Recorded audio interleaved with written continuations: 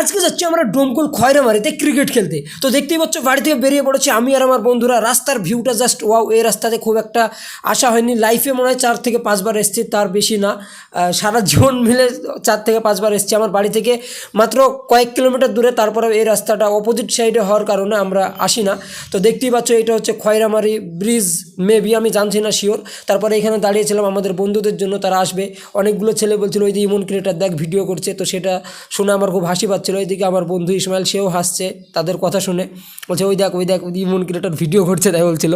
তো চলো ঠিক আছে, এই রাস্তাটা জাস্ট ওয়াও লাগছে। আর গাছটা তো কি বলবো, সেই লেভেলে দারুণ লাগছিল। এই রাস্তাটা অনেক সুন্দর, বাট একটা জায়গাতে খুব খারাপ করে দিয়েছে, দুই পাশে কলা গাছ লাগিয়ে মানে রাস্তার ভিউটা নষ্ট করে দিয়েছে। মানে অন্ধকার অন্ধকার লাগছে। যদি কলা গাছগুলো না থাকতো জাস্ট ওয়াও ওয়াও লাগতো। আমরা যে মস্তরমে ভিডিও করতে যাই মাঝে মধ্যে, এই যে নদীর পরেই হচ্ছে ওইটা, বাট এই নদীটা বা গাংটার কারণে এটা হচ্ছে অনেকটা ঘুরে